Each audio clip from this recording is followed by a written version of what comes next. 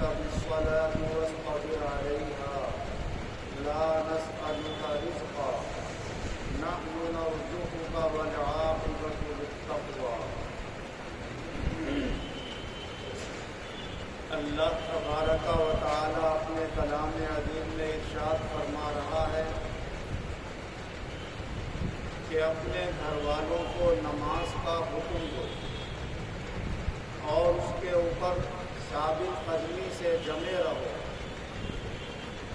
ہم تم سے روزی نہیں مانگتے ہیں، روزی تو ہم تمہیں عطا فرماتے ہیں، اور اچھا انجام پرہیزگاری اختیار کرنے کی وجہ سے ہے۔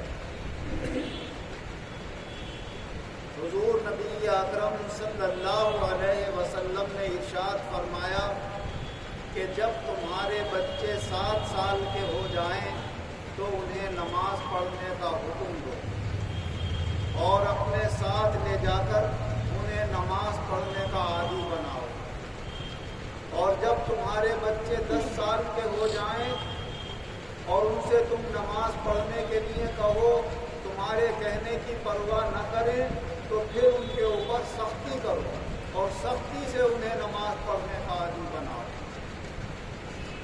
اور 10 سال کی عمر کے بعد اپنے بچوں کے بستر بھی الگ الگ کرو۔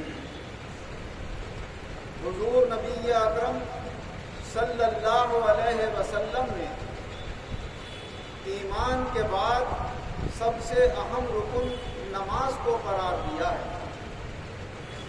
اللہ تبارک و تعالی اپنے بندوں کی تربیت فرماتا ہے اور انہیں تدریجی طور سے ان کی جسمانی حیثیت سے بھی اور روحانی اور عملی حیثیت سے بھی انہیں ترقی دینا چاہتا ہے۔ اسی لیے اللہ تبارک و تعالی کا ایک نام رب ہے۔ ہم کہتے ہیں الحمدللہ رب العالمین، تمام تعریفیں اس اللہ کے لیے ہیں جو تمام عالموں کا پالنے والا ہے۔ پالنے کا مطلب ہوتا ہے کہ جو چیز چھوٹی ہے کوشش کرو ذرا بڑی ہو جائے، پھر اس میں کوشش کی جائے تو اور بڑی ہو جائے، اور اسی سے بنایا گیا ہے تربیت، جس کے معنی ہے آہستہ آہستہ کسی چیز کو آگے بڑھانا۔ تو ایک مسلمان کے ایمان کا اور اس کے عمل کا تقاضا بھی یہ ہے کہ وہ آہستہ اپنے آپ کو آہستہ آہستہ دین کی راہوں کے اوپر قائم کرے۔ پہلے جو اسلام کی بنیادی چیزیں ہیں انہیں اپنائے، جب ان پہ کامل ہو جائے تو جو اس سے کم درجے کی چیزیں ہیں انہیں اپنائے، پھر اس میں بھی کمال پیدا ہو جائے تو اس سے جو کم درجے کی چیزیں ہیں ساتھ ساتھ انہیں بھی اپناتا رہے، اور جتنی بندے کے اندر استطاعت ہو اتنا عمل کرے۔ حضور نبی اکرم صلی اللہ علیہ وسلم جب اپنے صحابہ کو بیعت فرماتے تھے اور عمل کرنے کی طرف انہیں رغبت دلاتے تو ساتھ ساتھ یہ بھی ارشاد فرماتے کہ اے میرے صحابہ اتنا عمل کرنا جتنی تمہارے اندر طاقت اور استطاعت ہو، اپنی ہمت سے زیادہ کرنے کی کوشش مت کرنا۔ حضرت عبداللہ بن عمرو بن عاص رضی اللہ عنہ حضور صلی اللہ علیہ وسلم کے صحابہ میں بہت بڑے عبادت گزار صحابی گزرے۔ روزانہ ایک قرآن پاک پڑھ لیا کرتے تھے، رات بھر نفلی عبادت کرتے رہا کرتے تھے، روزانہ روزہ رکھا کرتے تھے۔ شادی بھی ہو گئی تو عبادت میں لگے ہوئے ہیں، پتہ ہی نہیں کہ بیوی کہاں۔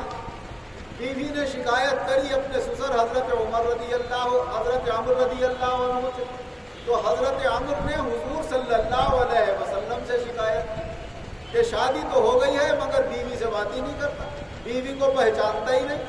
تو پھر حضور نبی اکرم صلی اللہ علیہ وسلم نے بلا کر انہیں نصیحت فرمائی اور ارشاد فرمایا، ارے بھائی اتنی عبادت مت کیا کرو کہ بس اللہ ہی کے ہو کر رہ جاؤ، نہ بیوی کی خبر، نہ بچوں کی خبر، نہ ملنے جلنے والوں کی خبر۔ یہ تو تم بہت عبادت کرتے ہو کہ روز روزہ رکھ رہے ہو، رات بھر عبادت کر رہے ہو۔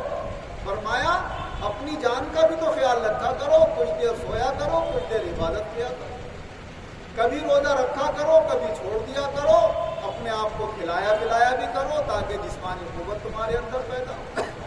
کچھ وقت عبادت سے ہٹ کر اپنے رشتہ داروں کے لیے بھی رکھو، اپنے بیوی بچوں کے لیے بھی رکھو۔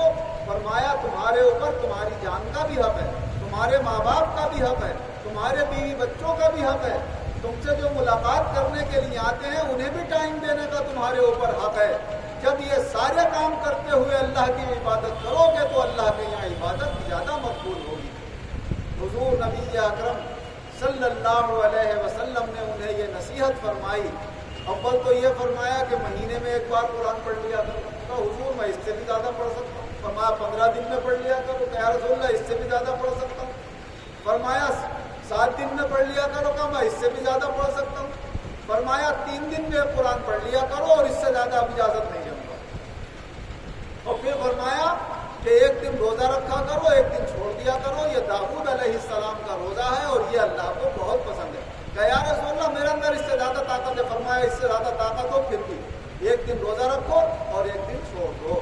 تو اس طرح حضور نبی اکرم صلی اللہ علیہ وسلم نے اپنے امتیوں کی آسانی کے لیے انہیں اتنا عمل کرنے کا حکم دیا جتنا وہ لگاتار کر سکیں۔ اسی لیے آپ نے فرمایا یہ نہیں کہ آپ نے جوش میں اور زور میں اور طاقت کے زمانے میں تو پوری عبادتیں کر لی، اب ظاہر عمر کے لحاظ سے یا کسی بیماری کے لحاظ سے کبھی کمزوری بھی آئے گی تو اس وقت وہ اتنی زیادہ عبادتیں ادا کرنے میں تکلیف اور پریشانی ہوگی۔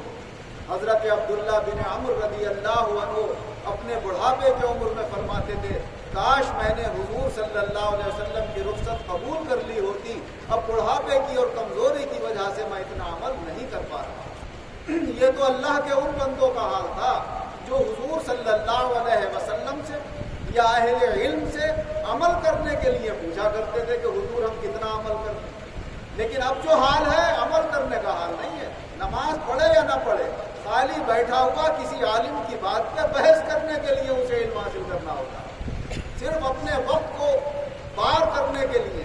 کہ جیسے کہتے ہیں نا کہ ٹرین میں سفر کر رہا ہے آدمی تو مونگ پھلیاں کھانے کے لیے، تو ایک مونگ پھلیوں کا ذریعہ بنا لیا اس نے علم کی کسی بات کو۔ جہاں 4-6 آدمی بیٹھے ہوتے ہیں تو موبائلوں کے ذریعے سے وہ علم حاصل کر کے آپس میں بحث و مباحثہ کرتے ہوتے ہیں، نہ عمل یہ کر رہا ہے نہ وہ کر رہا ہے، صرف ایک بحث کا ذریعہ بنا لیا۔ تو ہمیں بحث کا ذریعہ نہیں بنانا ہے، جتنا ہم عمل کر سکتے ہیں پہلے ہم اپنے ایمان کو مضبوط کرنے کی کوشش کریں۔ ہم یہ جانیں کہ ہمارا ایمان اللہ پر مضبوط ہے یا نہیں، اللہ کے رسول صلی اللہ علیہ وسلم پر مضبوطی سے ہمارا ایمان قائم ہے یا نہیں۔ ہم جنت کو حق مانتے ہیں، دوزخ کو حق مانتے ہیں، پل صراط سے گزرنے کو حق مانتے ہیں، اللہ کے فرشتوں پر اور اللہ کی کتابوں پر ایمان رکھتے ہیں۔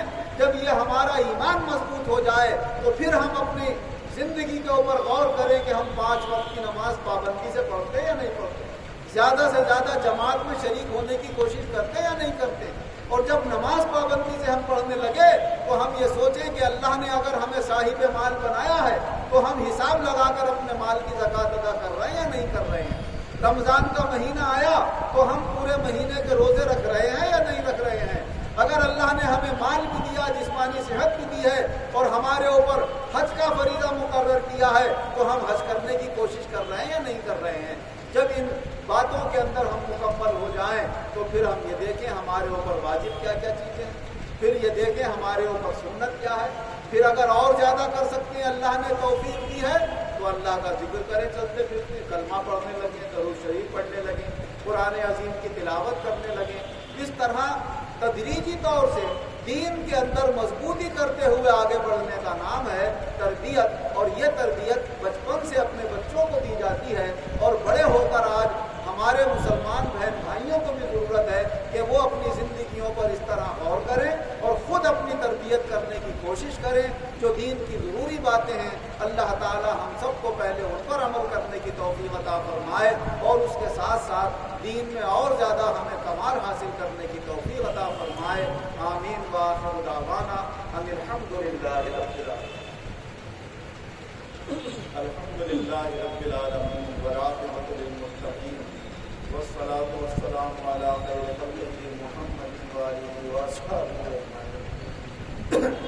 اے اللہ ہمارے گناہوں کو معاف فرما، آئندہ گناہوں سے بچنے کی توفیق عطا فرما، سب بیماروں کو شفا عطا فرما، قرض داروں کو قرضوں سے نجات عطا فرما، بے روزگاروں کو اچھے روزگار عطا فرما، روزگار والوں کے روزگاروں میں خیر و برکت اور ترقی عطا فرما۔ ہم سب کے ایمانوں میں قوت پیدا فرما، اعمال خیر کی توفیق عطا فرما، اخلاق حسنہ عطا فرما، شیطان کے وسوسے سے، نفسی شرارت سے، فاسق خیالات سے، بدگمانیوں سے ہماری حفاظت فرما، ایمان و عزت کے ساتھ زندہ رکھ، ایمان و عزت کے ساتھ بآسانی ہمارا خاتمہ فرما، ایمان و عزت کے ساتھ آخرت میں ہمارا حشر فرما، آمین بجاہ نبی الکریم وبحرمت سائر المرسلین وصلی اللہ تعالی علی خیر خلقہ محمد وآلہ واصحابہ اجمعین برحمتک یا